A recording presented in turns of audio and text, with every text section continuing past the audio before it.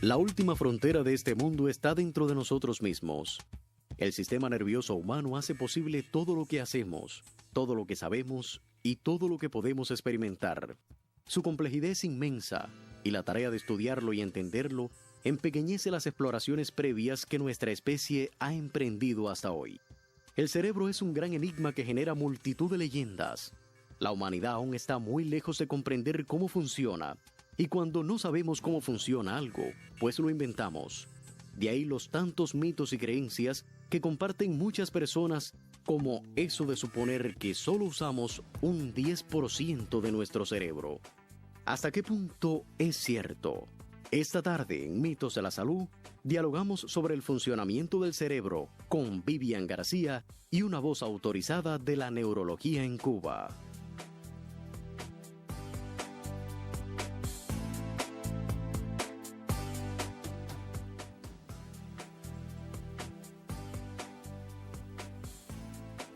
Hola, ¿qué tal? Muy buenas tardes y bienvenidos a Mitos de la Salud, el programa donde se dan la mano mente y corazón y que, como usted acaba de escuchar, vamos a dialogar hoy en torno a las funciones del cerebro. Para esclarecer las no pocas interrogantes que siempre genera nuestro programa, es un privilegio contar con la presencia del doctor Pedro Enrique Labrada Aguilera, especialista en neurología. Buenas tardes y bienvenido, doctor. Sí, Vivian, muy buenas tardes para usted, gracias por la invitación y buenas tardes también a todo el público que nos está mirando en estos momentos. Hoy tenemos un programa que se va a despertar el interés de muchas personas porque vamos a hablar de las funciones del cerebro. Y justo antes de que comenzara nuestro programa, yo le preguntaba, ¿con qué usted puede comparar nuestro cerebro? ¿Con el disco duro de una computadora? Y usted me decía, más o menos, pero... Sin embargo, el disco duro de la computadora se encarga, aparentemente, incursionando algo en informática, solamente del almacenamiento de los datos. Sin embargo, el cerebro humano almacena datos, procesa emociones, sensibilidad. Además de eso, recuerda, y no solamente recuerda datos algebraicos, melodías, sino también sucesos, acontecimientos, regula la frecuencia cardíaca, es decir, las veces que late nuestro corazón, las veces que respiramos, la presión arterial en nuestro cuerpo, la sudoración, la temperatura, el hambre, el sueño.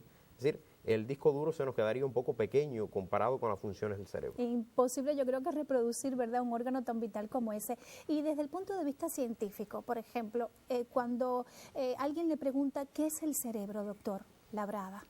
Bueno, si fuéramos a hablar de cerebro, creo que, si me lo permiten, en aras también de ganar en entendimiento, pudiéramos decir que el sistema nervioso es el hito de evolución más avanzado y más desarrollado que ha tenido cualquier especie. De hecho, la especie humana en este caso. Porque el sistema nervioso está formado por el sistema nervioso central, que en ellos estaría el cerebro y la médula espinal, el sistema nervioso periférico, representado en gran medida por las raíces nerviosas, los nervios periféricos, y el sistema nervioso autónomo, que es el que de forma independiente se encarga de regular que estemos vivos. Si fuéramos a hablar específicamente solo del cerebro, diríamos que el cerebro es un órgano vital, indiscutiblemente, y desde un punto de vista macroscópico está formado por los dos hemisferios cerebrales, con un sinnúmero de cisuras, de surcos, con 5 lóbulos, que a estos lóbulos se denomina de acuerdo al hueso del cráneo que está en su vecindad, por ejemplo, el lóbulo frontal, el temporal, parietal, occipital, y un lóbulo que está un poco más en las entrañas del cerebro, que había que separar en el lóbulo frontal y los temporales para ver lo que es el lóbulo de la ínsula. Pero que además de eso tenemos en el interior estructuras tan importantes como el diencéfalo, que estaría formado por el tálamo, el hipotálamo, estaría también la glándula pineal, la glándula hipofisaria, el mesencéfalo en el tronco del encéfalo, el puente de Barolio, la médula oblongada, el cerebelo. Es un verdadero laberinto. Indiscutiblemente que sí, y cada uno de ellos con funciones tan importantes que son los que han permitido, pues indiscutiblemente, hacer que de una célula se formen órganos, se formen tejidos, y el cerebro regule cada una de las funciones que desempeña cada uno de estos. En este caso, los hemisferios, ¿ambos hemisferios tienen la misma función? En este caso no. No. Los hemisferios cerebrales, cada uno tiene funciones por separado, pero que se imbrican por un conglomerado de fibras nerviosas que se denomina cuerpo calloso. El hemisferio dominante es el hemisferio que se encarga habitualmente en el ser humano del lenguaje, tanto hablado como escrito, y de la comprensión del mismo. Sin embargo, a nivel internacional vemos que alrededor del 90% de la población es de manualidad derecha, lo cual significa que su hemisferio dominante es el contralateral, es decir, es el hemisferio izquierdo. El hemisferio izquierdo, dentro de sus funciones, pues es un hemisferio inteligente, pudiéramos decir. El hemisferio izquierdo es el hemisferio inteligente porque se encarga del lenguaje hablado, del lenguaje escrito, de la comprensión, en gran medida de la memoria. Sin embargo, el hemisferio derecho es un hemisferio mucho más práctico.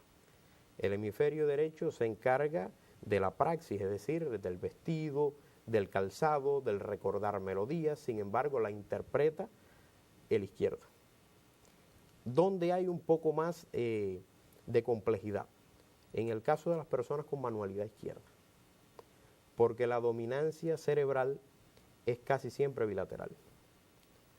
Y entonces las lesiones, por ejemplo, en un paciente de manualidad derecha o diestro, una lesión en su hemisferio dominante, que sería el izquierdo, en el área motora del lenguaje, que es el área de Broca, produciría una afasia motora del lenguaje, y el paciente no podría hablar, pero sí comprende todo lo que escucha.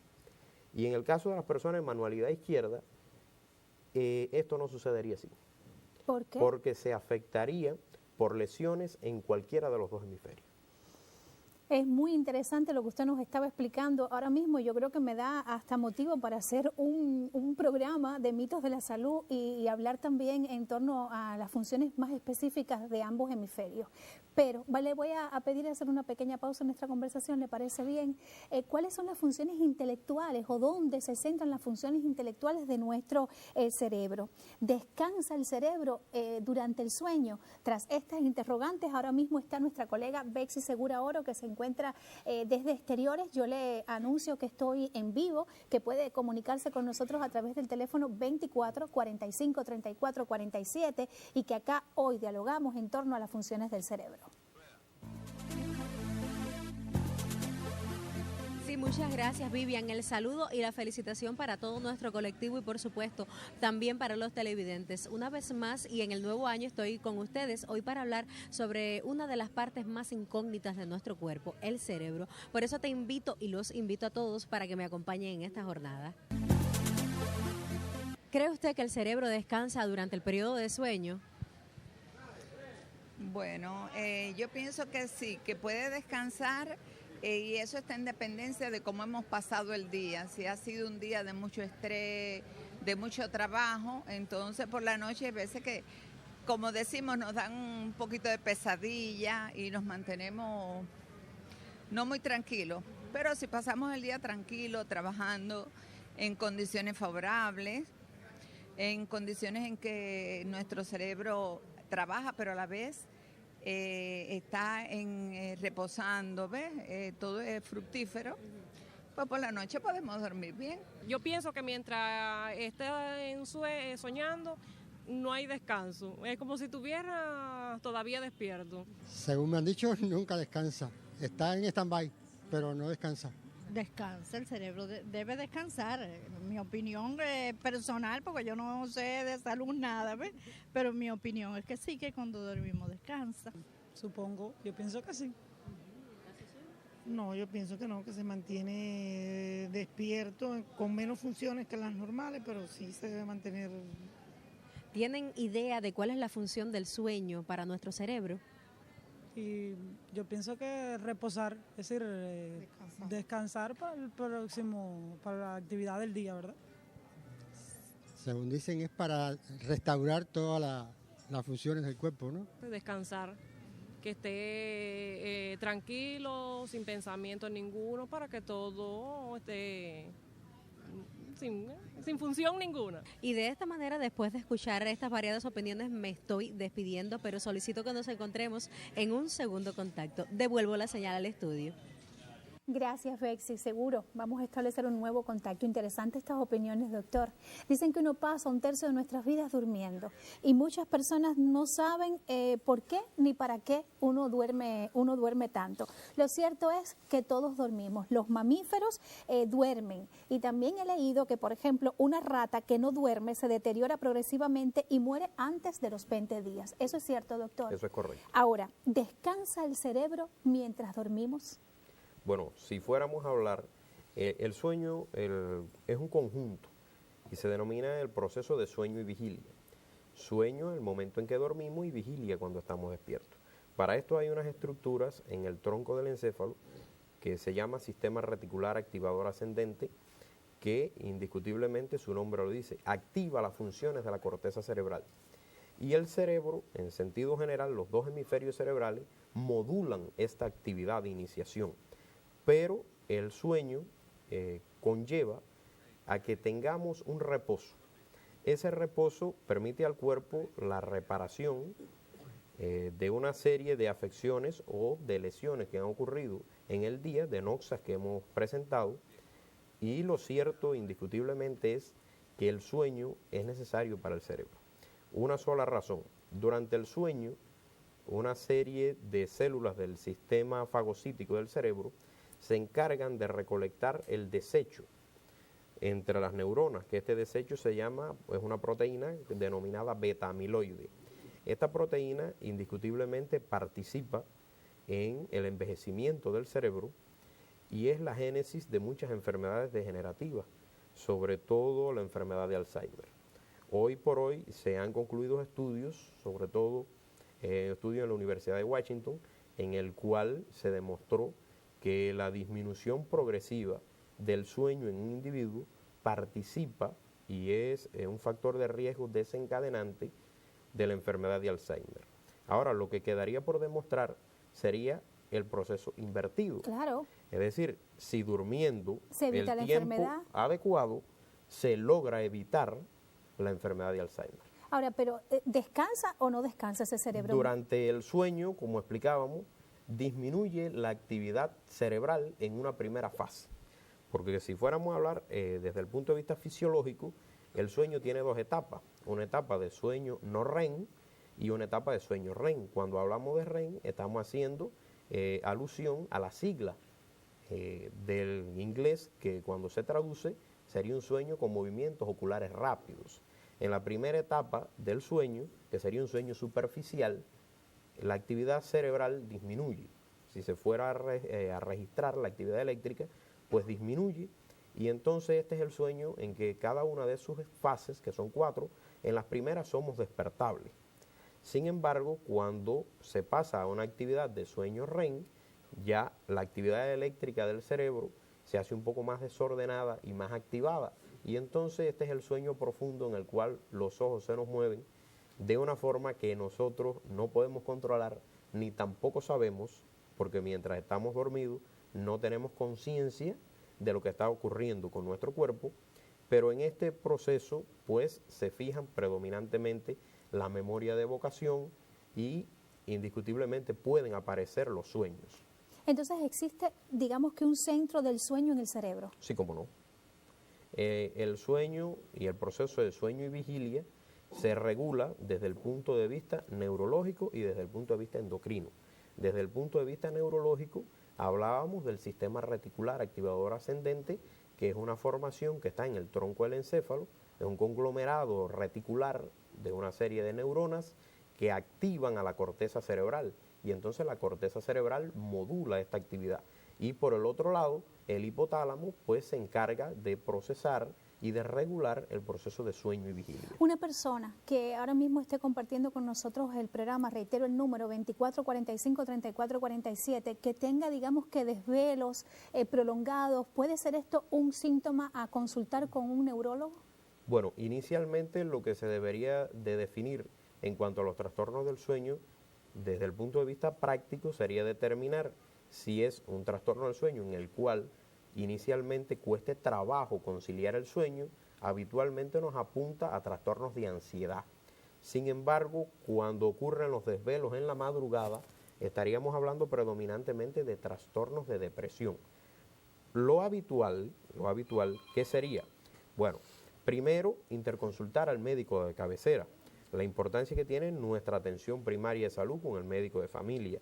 Y en su momento, después de un adecuado interrogatorio, examen físico y aplicar indiscutiblemente el método clínico, epidemiológico y social, se dará cuenta de si es necesario remitirlo a un especialista en psiquiatría general o a un neurólogo. Bueno, vamos a otra pausa en la conversación. Me anuncian que Bexy está lista nuevamente. Hoy es importante las opiniones de nuestros televidentes, así que Bexy, reitero las buenas tardes. Adelante. Por supuesto que continuamos en los exteriores de nuestra ciudad de Holguín dialogando con los televidentes. Vamos a ver qué opinan. ¿Cree usted que el cerebro del hombre y el de la mujer son iguales o tienen diferencias? Deben tener tienen las mismas funciones, así que deben ser más o menos iguales, aunque hay veces que pensamos distinto. No, de hecho creo que hay estudios que respaldan que no son iguales. Científicamente se ha comprobado que nosotras tenemos más hemisferio cerebral que el hombre, es decir que pensamos y analizamos las cosas más rápidamente. Yo creo que no debe ser igual. Y durante el momento del sexo, ¿cree que hay diferencias en el funcionamiento del cerebro masculino y femenino? O sea, si en el momento de la actividad sexual funcionan igual. No, en ninguna de las formas debe ser igual el cerebro de la mujer o del hombre. Ahí el hombre tiene que estar un poco siempre tenso, la mujer no tiene que estar con esa tensión. El hombre siempre tiene que hacer un poquito más de esfuerzo. ¿Ves? Y ya desde otro de nuestros hermosos corredores de la ciudad de Holguín me estoy despidiendo, pero como el tema es muy interesante, solicito que nos encontremos en un tercer momento. Devuelvo la señal al estudio. Perfecto, Bexy, cómo no. Antes de esclarecer alguna de estas cuestiones que Bexy está preguntando con toda intención, hemos recibido una llamada. Vladimir Hernández, gracias por llamarnos. Vladimir dice que si ha descansado el cerebro, o sea, si descansa el cerebro, si se sueña mucho y que si eso lo afecta día a día. Una persona que parece que sueña mucho. Claro, objetivamente, cuando existen procesos de alteraciones del sueño, de hecho, a nivel internacional, dentro de la neurología hay una superespecialización que es del sueño y trastornos en el sueño. Indiscutiblemente, cuando vemos que una persona ha permanecido durante el horario de dormir soñando, ese cerebro ha estado activado. ¿Qué puede suceder? Y en algunos casos que aparezcan sueños vividos y al otro día la persona amanece un poco que fatigada, agotada, incluso puede verse ojerosa, lenta en los procedimientos de la vida habitual. Sin embargo, cuando el paciente logra un mejor sueño, pues al otro día amanece reconfortado y con deseo de emprender cualquier tarea. ¿Qué sucede? Para esto hay que tener presente un gran acápite que pudiéramos decir que se denomina higiene del sueño. Ya, que eso también es otro programa. Bueno, ¿el cerebro del hombre y de la mujer son iguales? Desde el punto de vista anatómico, desde el punto de vista embriológico, fisiológico, pues estructuralmente son iguales. ¿Qué sucede aquí? Nosotros estamos hablando de un órgano vital con un grado de especialización que es máximo y que en un individuo, por ejemplo, desde la etapa prenatal en la vida intraútero, representa la cabeza, la cuarta parte del cuerpo. Y a medida que va creciendo, esta persona llega a la vida adulta y el 2% de su peso corporal es la masa encefálica. Solo el 2%. Pero siendo el 2%, consume el 20% de la sangre y el oxígeno circulante en todo el cuerpo. Ahora, si analizamos un individuo promedio, supongamos de 60 a 70 kilogramos, el peso en gramos del cerebro de una mujer pudiera ser 1.200 gramos, el de un hombre 1.400 gramos. Pero el peso y el tamaño no tienen que ver en la capacidad de almacenamiento, ni tiene que ver tampoco mucho en la inteligencia. ¿Qué define esto? Bueno, la población neuronal. En un individuo puede haber una población neuronal de 100.000 millones de neuronas. Y en tan solo 1 milímetro cúbico de cerebro podemos encontrar en valores estándares hasta 1 millón de sinapsis. Estas sinapsis son las responsables de la actividad eléctrica y química del cerebro. Las sinapsis son las uniones, como Las uniones uniones entre dos neuronas o más neuronas. Entonces, no, son iguales Desde el punto de vista estructural. biológico. Claro. Ajá. Ahora, ¿qué sucede? La mujer tiene un pensamiento que está regulado por las hormonas y por las emociones, que es lo que se ha denominado en la neurología moderna inteligencia emocional. Ya. Y durante las relaciones sexuales, como Bexy preguntaba, ¿funciona de la misma manera el cerebro de un hombre y el cerebro de una mujer? Bueno, ahí tendríamos que limitarnos a una estructura bien arcaica en el cerebro, que sería el sistema límbico. El sistema límbico es la porción del cerebro que predominantemente está representada por las amígdalas. Hay más estructuras, el hipotálamo, pero las amígdalas son las que llevan el papel predominante, que estas amígdalas nos transmiten a nosotros la sensación de bienestar, de placer, Pero esas de amígdalas son ira, las que de tenemos furia. aquí. No, Ah. estas amígdalas son las amígdalas cerebrales, una estructura que tiene más o menos similitud y tamaño a una almendra y que se encuentran aproximadamente 5 centímetros por detrás de nuestros globos oculares. Y se encargan entonces de esa función. Se encargan y se de esa encargan de esa función. diferencia. Por supuesto. Ahora, doctor, ¿a qué se deben entonces esas diferencias entre ambos sexos? ¿Solo al funcionamiento de esa glándula, al funcionamiento de esa amígdala? No, no solamente se debe al funcionamiento de la amígdala cerebral, sino se debe también al influjo de las hormonas sexuales. En el caso de la mujer, estaríamos hablando predominantemente de dos hormonas, estrógeno y progesterona. Y en el caso del hombre, estaríamos hablando de la testosterona. Estas hormonas, por ejemplo, la testosterona da virilidad al hombre y la progesterona en la mujer, pues la favorece a que sea tierna, a que sea agradable, sobre todo en la etapa de la concepción del embarazo. Y el estrógeno pues hace que la mujer sea un poco más apetecible en un plano de las relaciones interpersonales, de la vida sexual. Pero todo eso, por supuesto, donde juega un papel importante la relación social. La relación social es la que modula. La que modula. Hay un gran ejemplo en las ciencias médicas que ocurrió con el niño de Aveirón. El niño de Aveirón fue criado entre lobos, por lo tanto actuaba como lobo, aullaba como lobo, cazaba como lobo y dejó la posición de bipedestación para convertirse en un cuadrúpedo. Entonces, en ese momento, las funciones sociales fueron abolidas y quedaron en él solamente el actuar por instinto, como lo hacen los animales. Y actuaba como lobo. Bueno, interesante, pero volvemos a exteriores. Ya me dice mi coordinador que está Bexy Segura Oro lista nuevamente. Adelante, Bexy.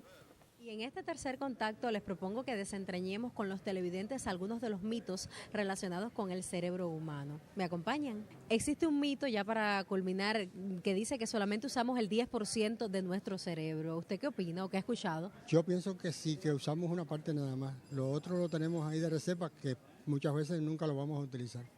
Ay, yo pienso que más. No sé, pero pienso que más. ¿Que no nos limitamos? No, yo pienso que no.